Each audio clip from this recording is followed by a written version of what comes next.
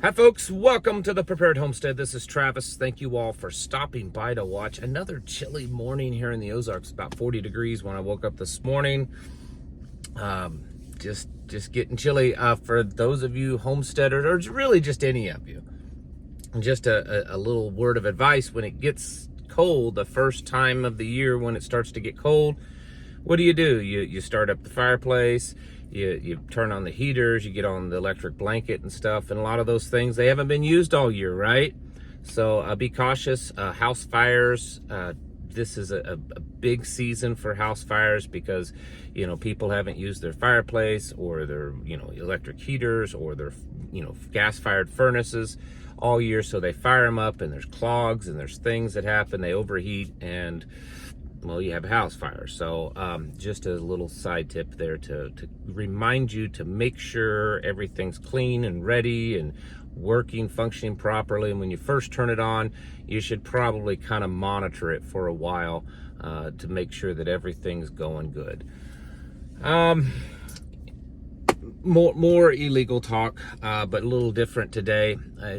We need to start talking about solutions and ideas and stuff for us to be prepared, more than just buying food and stockpiling ammo. I mean, certainly good ideas there, but there's more and more coming out. It's just about every day now that you get online and there's people posting videos in these areas that they're happening and in new areas, talking about being overrun, how they're everywhere. There's a older gentleman has a video posted, and his daughter took his granddaughter to enroll her into preschool, and this was in Ohio, and they told her that told the daughter that she would have to pay out of her own pocket to have a translator for her daughter, her preschool daughter, because her preschool daughter was the only non-Spanish speaking person in the class. And this is in Ohio. This is a red state. Midwest, not down by the border. This is happening everywhere.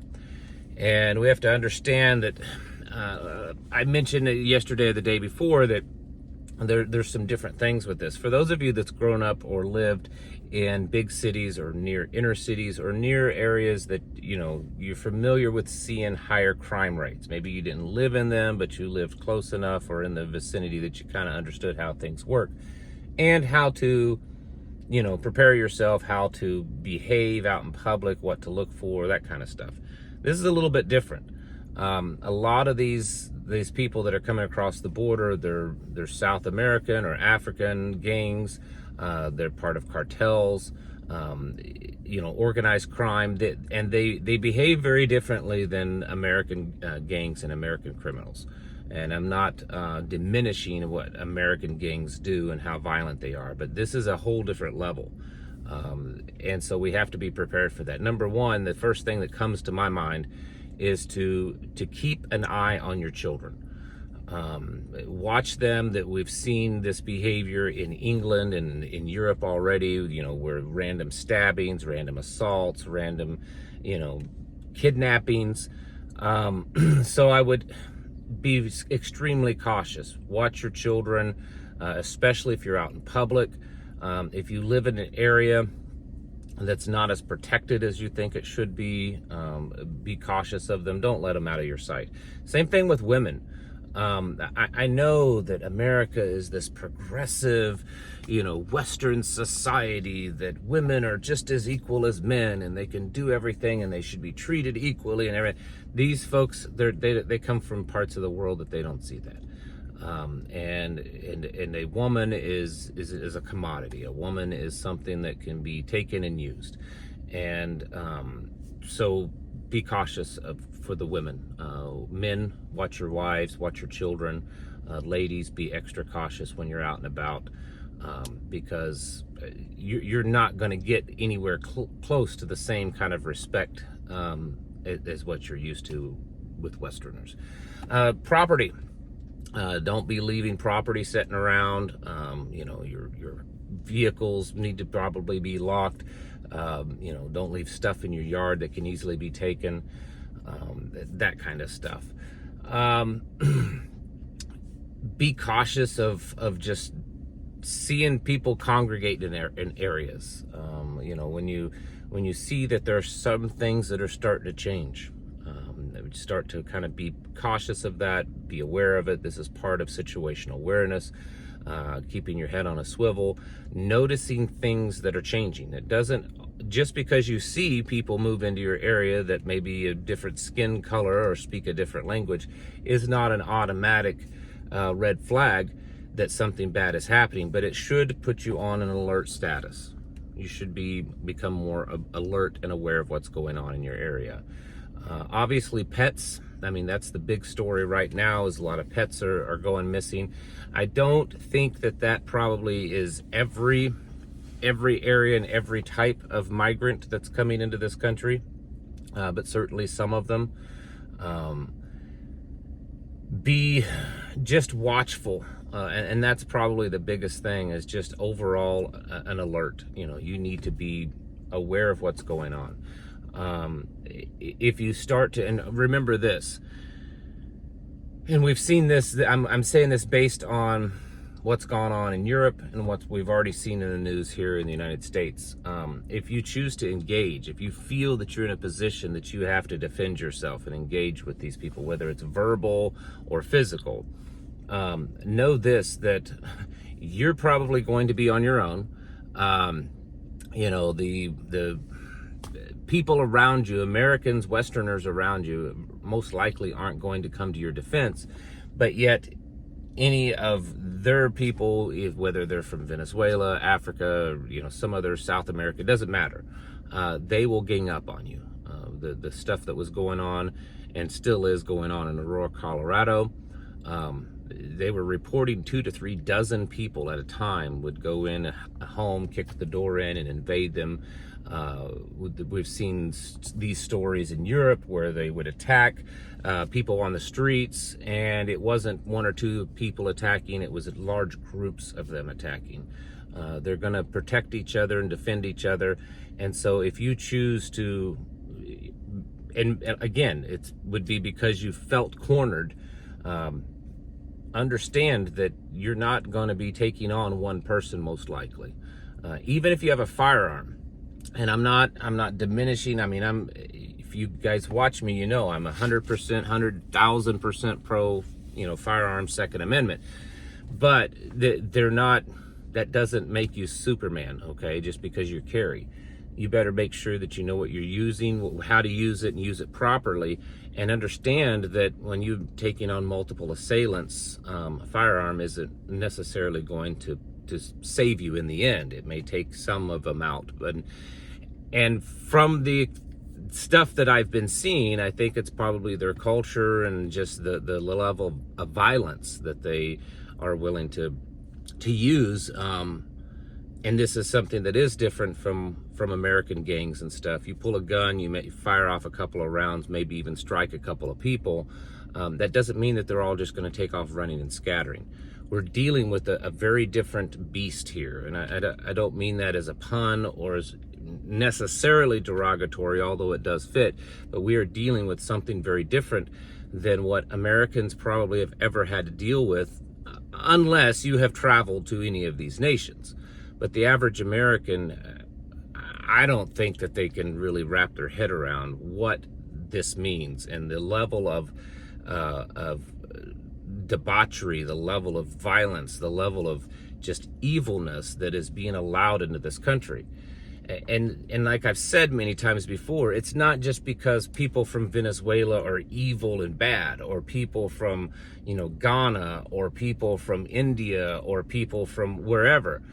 It's that a bulk of these people that are coming from those nations are that nation's worst people. In fact, over the years, there have been various prominent officials and stuff that have made comments to that America isn't just saying, okay, Venezuelans, you can come here. Okay, Colombians, you can come here. Okay, Argentinians, you can come here.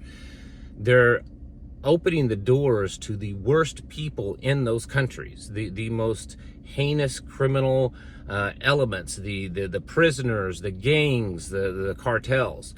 And so while there's certainly going to be some good people coming across the border, decent families that are just wanting to come here and find a better life, what we've been seeing in the last few years is a large amount of people that are just the bottom of the barrel, the most criminal elements out there, the worst ones.